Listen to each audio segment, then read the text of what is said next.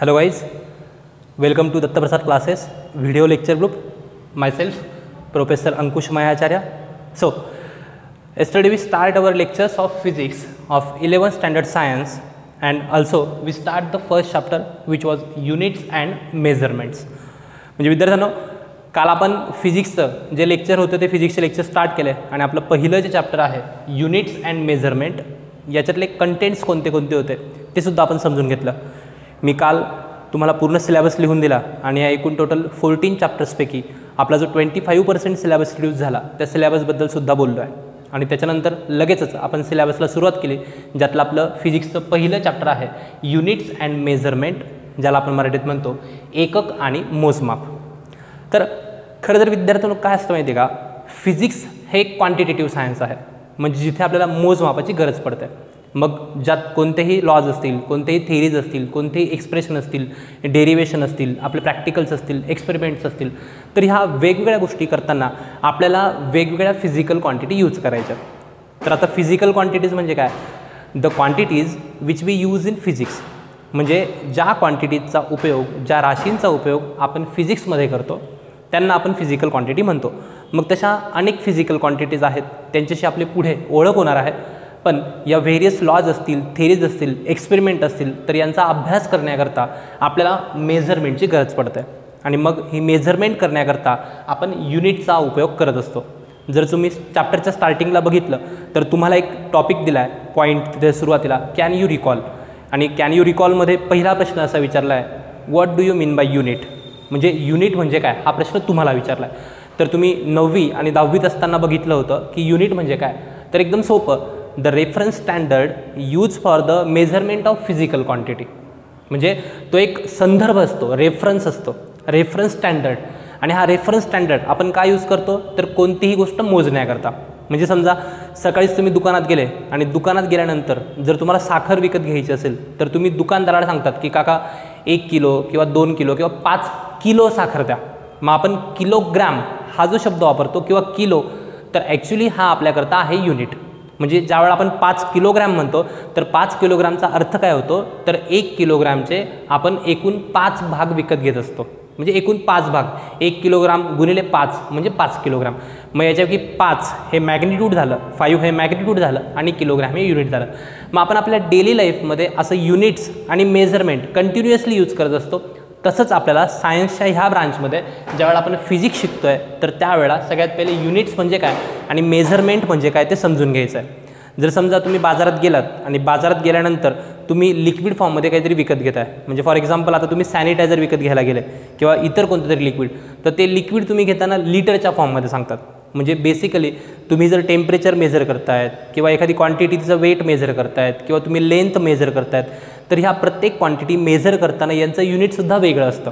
मग आपल्याला तशाच फिजिक्समध्ये नंबर ऑफ क्वांटिटीज बघायच्यात. मग ह्या नंबर ऑफ क्वांटिटीज करता आपल्याला युनिट्स अँड मेजरमेंट काय हे चॅप्टर आपल्याला कोणत्या कोणत्या क्वांटिटी यूज करायच्या, त्यांचे युनिट कसे त्याच्याबद्दल इन्फॉर्मेशन देणार आहे. मग आजच्या ह्या टॉपिकमध्ये मी तुम्हाला ह्या सगळ्या गोष्टींविषयीचं जे इंट्रोडक्शन आहे ते इंट्रोडक्शन शिकवेल. इंट्रोडक्शन नंतर सिस्टीम्स ऑफ युनिट काय आहे, सिस्टीम्स कोणत्या कोणत्या असतात ज्याला आपण पद्धती म्हणतो, आणि आपला जो आजचा 1.2.1 म्हणजे याच्यातलाच टॉपिक असणार आहे तो म्हणजे फंडामेंटल क्वांटिटीज अँड युनिट्स. तर आपल्या आजच्या ह्या लेक्चरमध्ये हे 3 टॉपिक म्हणजे introduction, systems of units, fundamental quantities and units हे आपण घेणार आहोत. चला तर मग सुरू करूया. Let start. आपला आजचा पहिला टॉपिक आहे इंट्रोडक्शन. आता इंट्रोडक्शनमध्ये अगोदरच ज्या पद्धतीने मी तुमच्या सगळ्यांशी बोललो की आपण युनिट्स का यूज करतो आणि मेजरमेंट का उपयोगात घेतली जाते, म्हणजे आता समजा ज्या वेळेला मी तुमच्याशी बोलतो आहे तर हा व्हिडिओ रेकॉर्ड करण्याकरता मी माझ्या इथे कॉलरला असलेला हा जो माईक आहे त्याच्यापासून पकडलेली जी काही वायर आहे, ह्या वायरची लेंथ मी मोजली, ती आली 5 मीटर. आता जनरली लेंथ हा शब्द आपण यूज करत असतो, लेंथ ज्याला आपण मराठीत म्हणतो लांबी. आता मला हे सांगण्याची गरज नाही किंवा तुम्हाला पण सांगण्याची गरज नाही की लेंथचं युनिट मीटर असतं. म्हणजे आपण काय केलं आहे की अगोदर 1 मीटर म्हणजे काय डिफाईन केलं आहे, आणि जर 1 मीटर इतके आपल्याला 5 भाग दिसले तर आपण त्याला म्हणतो 5 मीटर. म्हणजे बेसिकली आपण अशा काही क्वांटिटीज आहे त्यांचा उपयोग दैनंदिन म्हणजे डेली लाईफमध्ये करतो, जसं की आपण लेंथचा यूज करतो, मासचा यूज करतो आणि याच्यासोबतच टाईमचा सुद्धा यूज करतो. 3 गोष्टी, लेंथ, मास आणि टाईम. मग फिजिक्स हे क्वांटिटेटिव्ह सायन्स म्हणजे ज्या ठिकाणी जास्तीत जास्त मोजमाप केली जाईल किंवा ह्या संज्ञेचा वापर केला जातो क्वांटिटेटिव्ह याकरता की आपल्याला ह्या ठिकाणी कॅल्क्युलेशन्स आणि प्रॅक्टिकल्स करायचे आहेत. तर याकरता आपण इंट्रोडक्शनमध्ये फक्त इतकं समजून घेणार आहोत की युनिट म्हणजे काय. तर युनिट म्हणजे फक्त इतकंच लक्षात ठेवा, unit is a reference standard. म्हणजे कोणत्याही गोष्टीचं, म्हणजे आपल्याकडे बघा फूट हे सुद्धा एकक वापरलं जातं. 1 फूट म्हणजे त्यावेळेला इंग्लंडचा जो राजा होता त्या राजाच्या पायाचं माप घेतलं गेलं, तो फूट म्हणजे पाय. आणि त्याच्या दुप्पट किंवा तिप्पट एखादी गोष्ट असली तर त्याला 2 फूट किंवा 3 फूट म्हटलं गेलं. म्हणजे काय केलं गेलं, फक्त एक संदर्भ वापरला गेला. आणि हा संदर्भ का वापरला गेला, तर त्यांना कोणती तरी क्वांटिटी मोजायची होती. क्वांटिटी म्हणजे कोणतीही राशी, फिजिकल क्वांटिटी जे आपण फिजिक्समध्ये वापरतोय. मग जर ह्या क्वांटिटीज तुम्हाला मोजायच्या असतील तर ह्या क्वांटिटी मोजण्याकरता आपल्याला बघावं लागतं सिस्टीम्स ऑफ युनिट. मग आता सिस्टीम्स ऑफ युनिट का बनवल्या गेल्या त्या आपण जरा बघूया. समजा आता आपण ज्या महाराष्ट्रात किंवा ज्या मालेगावात राहतोय, तर मालेगावात राहताना आपण सिस्टीम्स ऑफ युनिट म्हणून घरगुती काही शब्द वापरतो. म्हणजे समजा घरात आपण पावशेर, अर्धा शेर किंवा आपल्याकडे पायली, आटपाव, छटाक हे शब्द वापरले जातात. पण जर हेच शब्द तुम्ही जाऊन अमेरिकेत किंवा इंग्लंडमध्ये वापरले तर चालतील का, तर अजिबात नाही.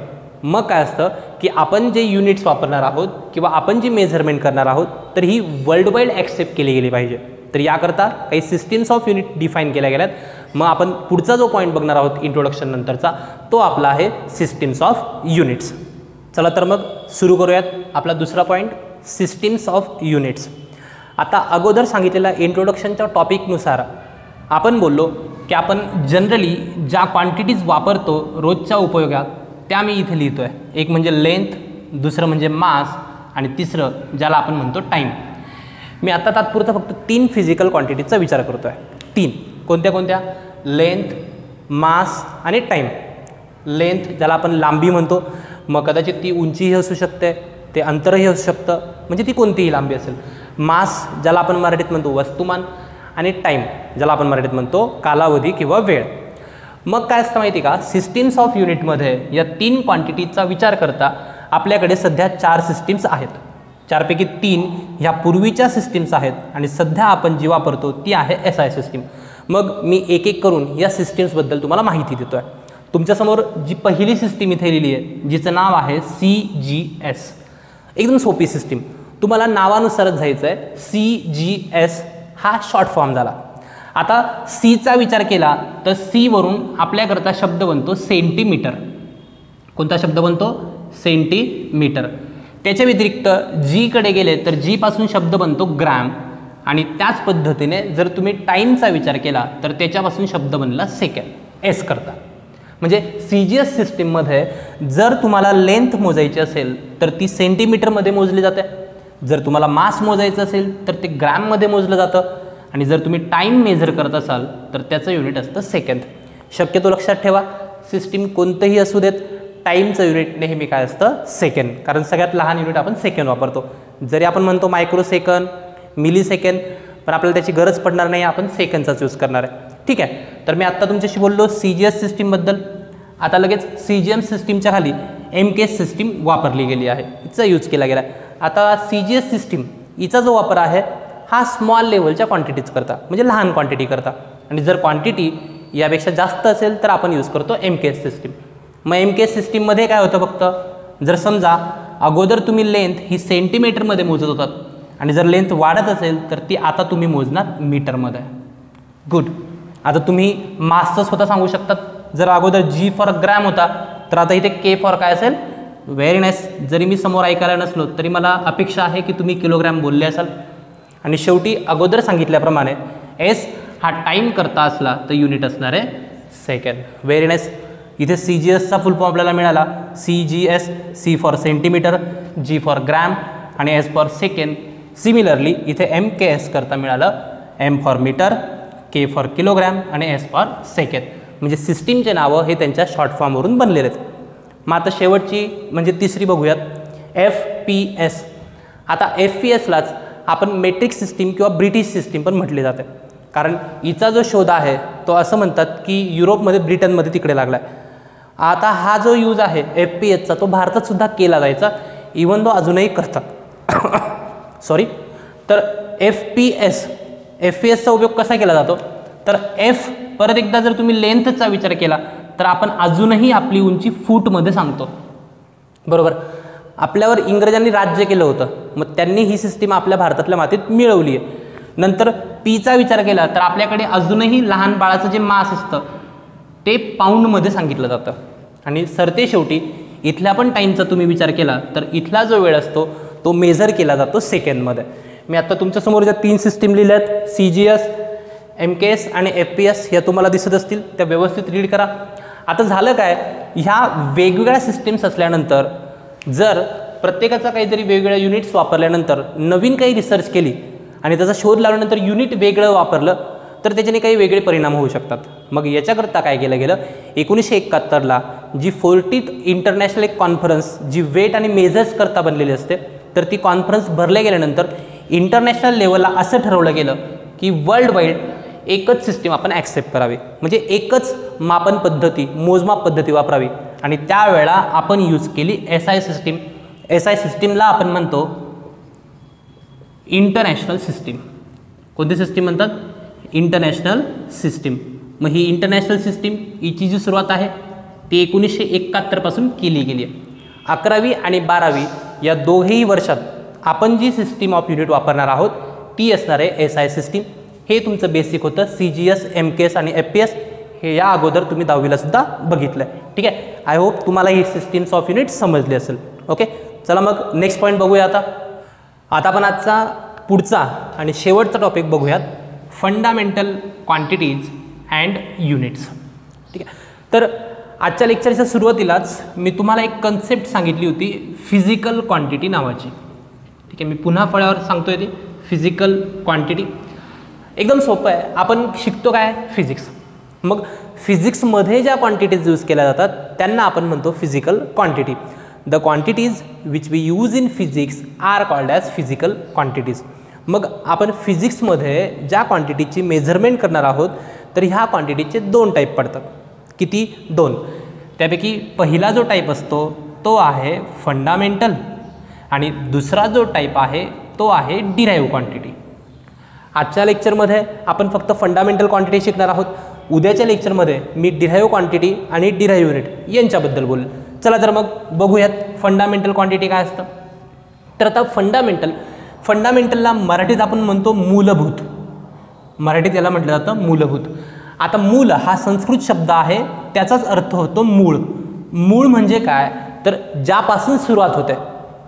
म्हणजे काय, तर फंडामेंटल क्वांटिटीची डेफिनेशन काय सांगते, the quantities which do not depend on any other physical quantity for their measurement. म्हणजे फंडामेंटल क्वांटिटीज ह्या अशा फिजिकल क्वांटिटी असतात आणि जर यांना तुम्हाला मोजायचं असेल, म्हणजे यांची मेजरमेंट करायची असेल, तर यांची मेजरमेंट करण्याकरता दुसऱ्या कोणत्याही फिजिकल क्वांटिटीची आपल्याला गरज पडत नाही. म्हणजे दे डू नॉट डिपेंड, ते कोणावरही डिपेंड नसतात. म्हणजे ते स्वतः मूळ असतात, ते स्वतः मेन असतात, ते दुसऱ्यावर डिपेंड नसतात. म्हणून अशा क्वांटिटीला काय म्हणायचं, फंडामेंटल क्वांटिटी. आणि जर त्या दुसऱ्यावर डिपेंड असत्या तर त्यांना आपण काय म्हटलो असतो, डिराईव्ह क्वांटिटी. आधी सांगितल्याप्रमाणे डिराईव्ह क्वांटिटी मी उद्या शिकवणार आहे. पुन्हा एकदा मी फंडामेंटल क्वांटिटीकडे येतो. मी आत्ता फंडामेंटल क्वांटिटीची डेफिनेशन रिपीट करतोय.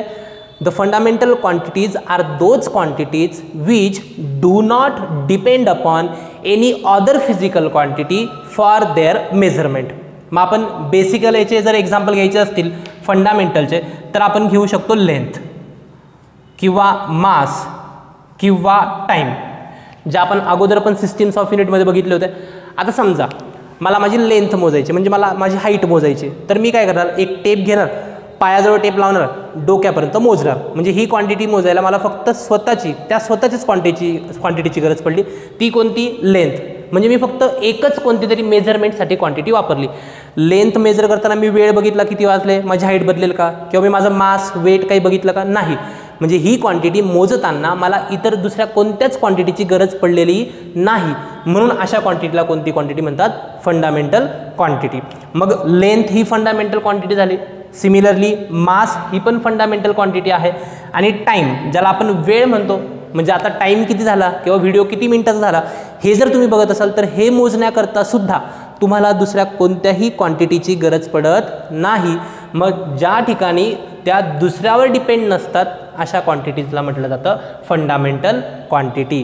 मग जर ह्या क्वांटिटी फंडामेंटल झाल्या तर यांच्या युनिट्सला आपण काय म्हणू शकतो? Yes, fundamental units. मग समजा जर लेंथ आपण मोजत असू तर लेंथचं युनिट मीटर झालं, म्हणजे मीटर हे कोणतं युनिट झालं? Fundamental unit. सिमिलरली जर तुम्ही डिराईव्ह क्वांटिटी मोजत असाल तर त्यांच्या युनिटला काय म्हणलं जाणार? Derive units. ते उद्याच्या टॉपिकमध्ये होणार.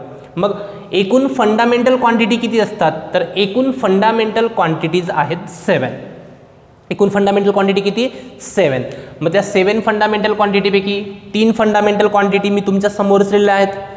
लेक्चरच्या शेवटी मी लगेच तुम्हाला एक टेबल टाकतोय. या टेबलमध्ये ज्या एकूण 7 फंडामेंटल क्वांटिटीज आहेत त्या सर्व तुम्हाला टेबलमध्ये बघायला मिळतील. मी त्या फंडामेंटल क्वांटिटीसोबत त्यांचे फंडामेंटल युनिट्ससुद्धा टाकलेले आहेत आणि त्यांचे सिम्बॉलसुद्धा मी ते पुढे रीड करून दाखवतोय. ते तुम्ही टेबल बघा. आणि त्याच्यानंतर या फंडामेंटल क्वांटिटी जरी 7 असला पण त्याच्यानंतर अजून 2 फंडामेंटल क्वांटिटीची आपल्याला गरज पडणार होती, पण ह्या 7 ऑलरेडी फिक्स केल्या गेल्या होत्या. मग त्याच्याकरता आणखी 2 सप्लिमेंटरी युनिट्स वापरले जातात. 2 सप्लिमेंटरी क्वांटिटी आणि त्यांचे युनिट म्हणजे सप्लिमेंटरी युनिट्स.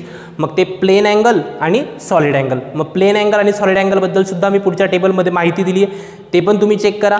मग फंडामेंटल क्वांटिटी म्हणजे तुम्हाला समजलं असेल की the physical quantity which do not depend upon any other physical quantity for their measurement. म्हणजे ज्या फिजिकल क्वांटिटी ह्या त्यांच्या मोजमापाकरता दुसऱ्या कोणत्याही क्वांटिटीवर डिपेंड नसतात त्यांना तुम्ही म्हणतात fundamental quantity. and the units which are used to measure the fundamental quantities are called as fundamental units. आपला आजचा हा शेवटचा टॉपिक होता. मग आज मी काय काय शिकवलं तुम्हाला? पहिला पॉईंट म्हणजे मी तुमचं इंट्रोडक्शन घेतलं. दुसरा पॉईंट म्हणजे मी तुम्हाला सिस्टीम्स ऑफ युनिट शिकवलं. आणि दुसऱ्याच पॉईंटमधला सब पॉईंट किंवा सब टॉपिक फंडामेंटल क्वांटिटीज म्हणजे काय हे मी तुम्हाला आत्ता शिकवलं. आय होप मी तुम्हाला जितकं आज शिकवलं असेल ते पुढचा व्हिडिओ म्हणजे पुढचा एकदाचा टेबल बघितल्यानंतर तुम्हाला 100% समजेल. कालच्या व्हिडिओला तुमचा सगळ्यांचा मिळाला रिस्पॉन्स खूपच छान होता. तुमच्या कमेंट्स मिळाल्या, तुमचे मेसेजेस मिळाले, बऱ्याचशांनी कॉलसुद्धा केले. तुमच्या फीडबॅककरता खूप खूप थँक्स. मी पुन्हा एकदा आठवण करून देतो, आपली दत्तप्रसाद क्लासेस नावाची एक सायन्सची इन्स्टिट्यूट मालेगावात चालते, कॉलेज स्टॉप या एरियात. मी अंकुश मयाचार्य स्वतः ही एक क्लास सध्या चालवतो आहे. आपल्याकडे PCMB हे 4ही विषय शिकवले जातात. 4ही विषय तुम्ही आपल्याकडे कंपल्सरी असलं पाहिजे असं काही गरजेचं नाही आहे, पण माझ्याकडचे 4ही शिक्षक एक्स्ट्रा ऑर्डिनरी आहेत, खूप बेस्ट शिकवतात. गरज पडली तर मी ग्रुपवर बाकीचे पण व्हिडिओ तुम्हाला टाकत असतो. फिजिक्स मी स्वतः शिकवतो. केमिस्ट्री आपल्याकडे गोकुळ सूर्यवंशी सर शिकवतात. मॅथमॅटिक्स करता आपल्याकडे सुजाता रामदास नवगिरे मॅडम आणि त्यासोबत गौरव मंडाळे सरसुद्धा शिकवतात. आणि बायोलॉजीला अनघा जोशी मॅडम ह्या आपल्याकडे टीच करतात. तर 4ही स्टाफ खूप बेस्ट आहे.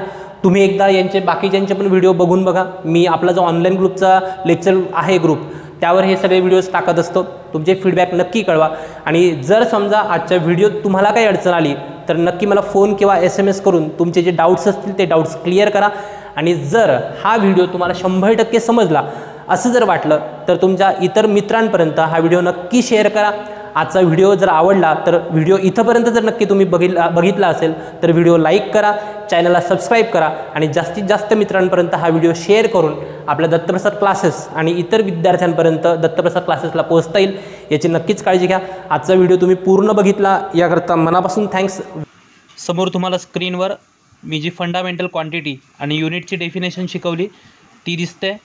व्हिडिओ पॉज करून आणि त्या दोघी डेफिनेशन लिहून घ्या. त्यानंतर आधी सांगितल्याप्रमाणे जो फंडामेंटल क्वांटिटी आणि युनिटचा जो टेबल आहे तो पण आता तुमच्या स्क्रीनवर दिसतो आहे. त्या पण क्वांटिटी, त्यांचे युनिट आणि सिम्बॉल व्यवस्थितरित्या रीड करा. आजचा हा जो टॉपिक आणि व्हिडिओ होता तो ह्या ठिकाणी संपतो आहे. मनापासून थँक्स व्हिडिओ शेवटपर्यंत बघितल्याबद्दल. मनापासून thanks. Thank you. Bye. Have a nice day. Take care. आणि या व्यतिरिक्तही व्हिडिओमध्ये काही अडचण असल्यास माझा कॉन्टॅक्ट नंबर आणि क्लासेसचा कॉन्टॅक्ट नंबर तुमच्या स्क्रीनवर आहे. नक्कीच कॉन्टॅक्ट करा आणि हा व्हिडिओ जास्तीत जास्त विद्यार्थ्यांपर्यंत शेअर करा. धन्यवाद.